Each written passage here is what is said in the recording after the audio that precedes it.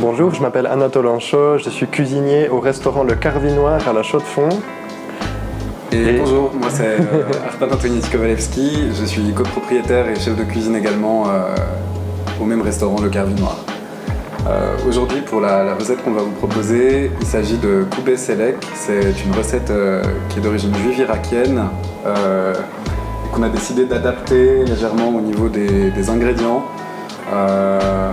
afin qu'elle soit végane d'une part et puis d'autre part pour qu'elle puisse se baser sur des produits qui sont en saison localement.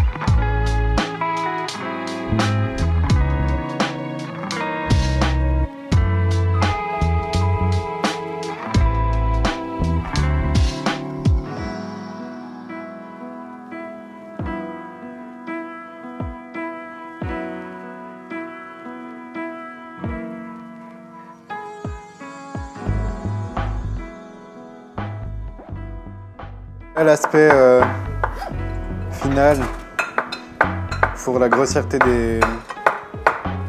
des découpes. L'idée c'est d'avoir un peu de mâche dans la farce, donc idéalement il faudrait que tous les ingrédients aient à peu près la même taille. Pendant que vous préparez votre garniture, vous pouvez aussi tout à fait cuire vos lentilles après les avoir couvertes d'eau. Il faut qu'elles aient assez d'eau et puis une vingtaine de minutes, ça doit suffire pour avoir la texture recherchée. À ce stade, les lentilles sont pré-cuites. On va les réserver afin de pouvoir faire sauter en attendant le reste de la garniture. Pour préparer la farce, on va commencer par cuire les champignons dans un feu puissant. Souvent, une erreur que font les gens, c'est de cuire les champignons trop peu et on se retrouve avec une texture gluante. Nous, on aime bien les cuire plus pour qu'ils se raffermissent, pour avoir une texture plus agréable en bouche. Voilà. Ces crépitements, c'est ça qu'on cherche, ça indique que la poêle elle est à la bonne température. Pour que les champignons puissent dégorger au maximum.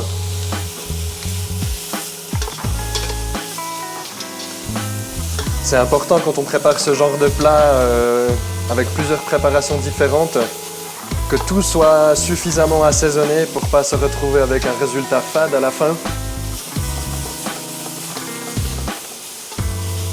Le secret pour ça, c'est d'assaisonner à chaque étape. Je vais préparer la base aromatique de la farce. Donc on va râper généreusement de la noix de muscade. On va faire suivre directement par quelques baies de poivre de Jamaïque. Donc le poivre de Jamaïque, il est peu utilisé dans la cuisine occidentale. C'est un poivre très doux. En fait, c'est une baie séchée qui a peu de goût pimenté, mais une base aromatique très douce. Et puis du poivre blanc, 2 cosses de cardamome qu'on va écraser grossièrement et directement retirer les cosses qui sont très désagréables en bouche. On va également rajouter une généreuse tombée de cumin oriental qui est un des goûts principaux de cette recette. Et il est préférable de faire sauter les épices le plus tôt possible afin de leur permettre de gagner en arôme. Donc je vais les rajouter directement aux champignons en train de sauter.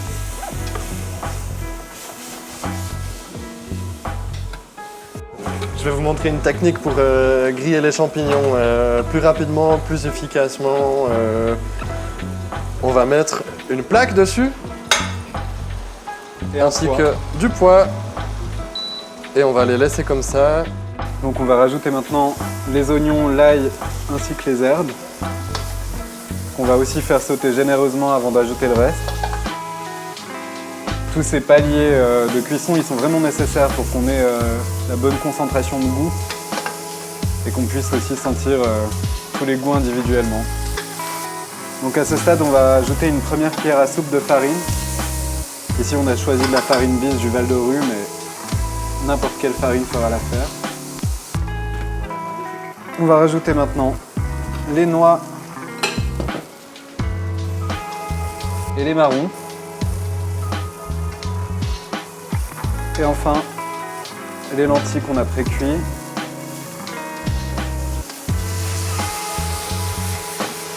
On va aussi légèrement mouiller la préparation afin de décoller les sucres et puis de permettre aux lentilles de finir leur cuisson. Ouais, parce que tout ce qui est accroché au fond de la casserole contient tellement de saveurs puissantes et concentrées. Et on veut récupérer tout ça pour que ça finisse dans la farce. Traditionnellement, la recette est préparée avec de la viande d'agneau. C'est ce mélange de ferme et puis de mou qui va permettre d'imiter au mieux la texture de la viande. Et puis du coup de satisfaire même l'appétit des grands amateurs de viande.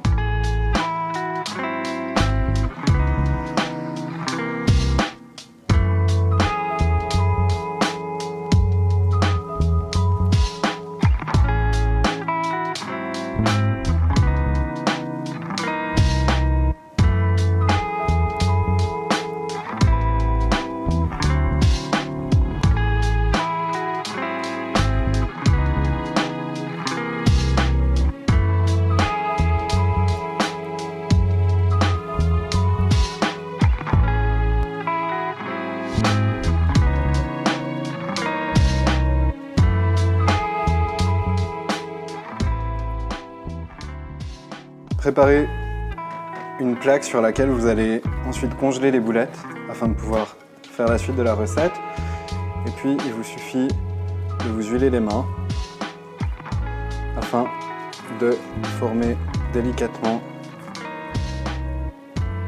les boulettes de farce.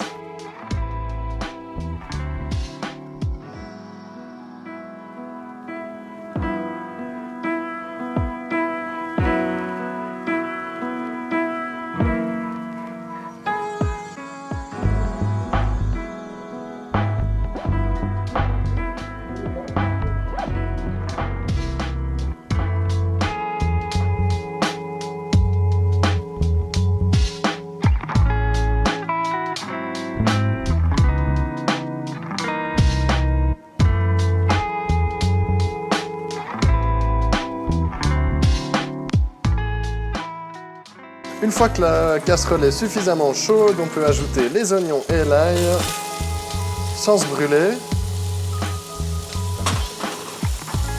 Par la même occasion, on va ajouter le reste de la garniture aromatique, cette fois-ci la plupart entière. Donc les feuilles de laurier et puis le poivre de Jamaïque, le cumin, le poivre blanc et le poivre noir. On va par la même occasion ajouter une petite cuillère à café de concentré de tomate, le persil,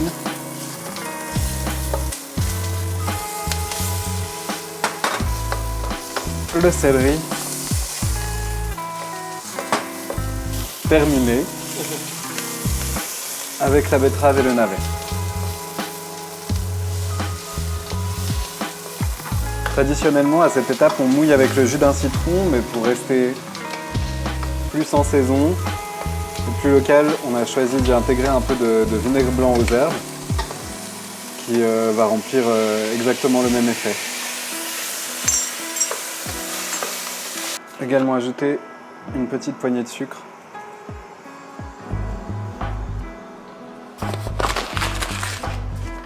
Et un bouquet de persil supplémentaire entier afin d'aromatiser le bouillon. Donc à ce stade, on peut huiler la pâte afin de vérifier qu'elle ne colle pas pour la suite. Et puis ça nous permet aussi de contrôler sa texture. Donc on souhaite avoir une pâte qui soit très élastique, très souple. Ce qui est le cas ici. Donc avec le temps de repos, le gluten s'est développé et puis nous permettra de former les boulettes sans qu'elles se brisent à la cuisson. À ce stade, on a notre pâte qui se présente ainsi, et puis pour mesurer la quantité de pâte, il suffit d'enserrer le pâton entre ses doigts, de le couper comme ça, et puis on va ensuite aplatir la pâte dans nos mains.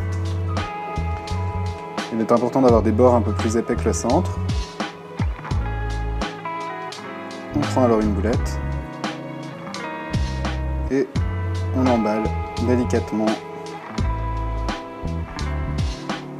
dans la pâte. Ensuite, pour régulariser la forme, il suffit de doucement les faire rouler dans ses mains.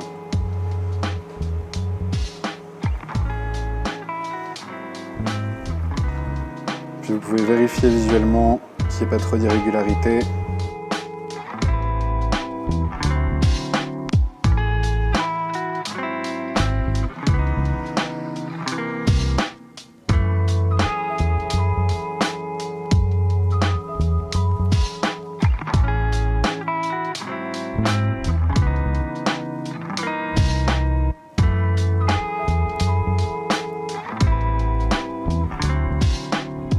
Donc à ce stade, on dépose les bouillettes délicatement dans le bouillon.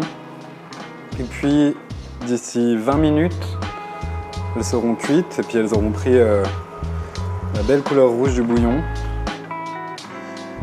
Et l'amidon aussi de la semoule va venir épaissir légèrement la sauce. Et puis on les couvre et on se reverra dans 20 minutes.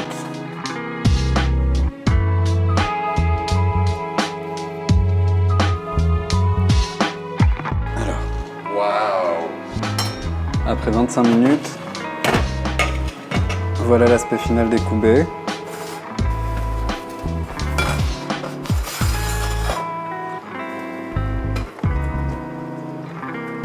C'est tellement appétissant.